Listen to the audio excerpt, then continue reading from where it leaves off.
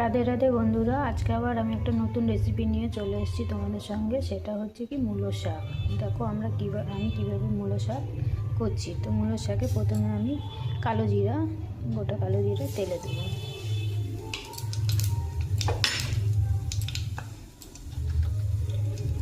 তারপর কুচিয়ে রাখা পেঁয়াজ তেলে দিয়ে দিলাম।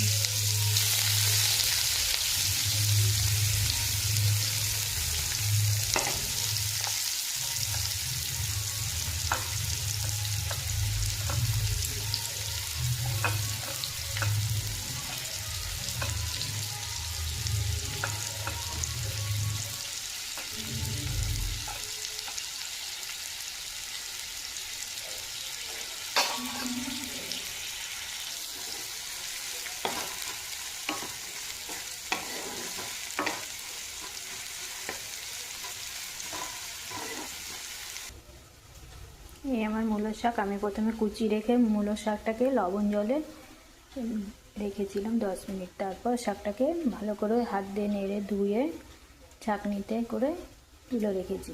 তো এখন এই শুকনো শাকটা আমি জল পুরো পড়ে গেছে, শুকনো শাকটা আমি পেঁয়াজ ভাজার ভেতরে দেবো। দেখো পেঁয়াজগুলো সুন্দর কালার চলে এসছে। তো এখন আমি শাকটা পেঁয়াজের মধ্যে দেবো।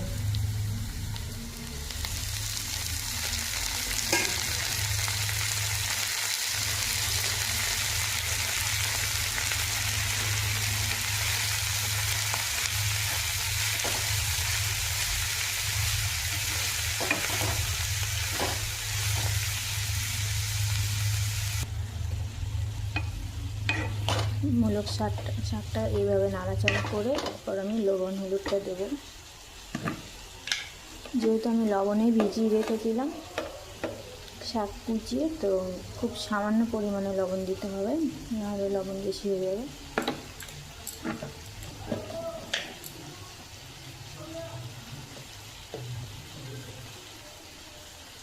হলুদ গুঁড়ো,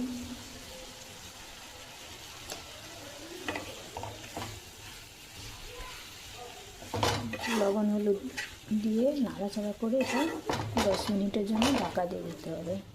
দেখো অল্প হয়ে যাচ্ছে, আরও অল্প হয়ে যাবে। ঢাকা উল্টো করে দেখবো, একদম অল্প হয়ে যাবে।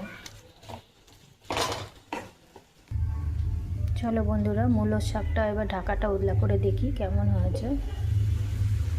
দেখো বলেছিলাম না একদম গলে যাবে, একদম গলে গেছে। আর এত সুন্দর একটা স্মেল বের হচ্ছে, মানে কী বলবো। তোমরা বানাবা, বাড়িতে বানিয়ে খেয়ে দেখবা, তাহলে বুঝতে পারবে।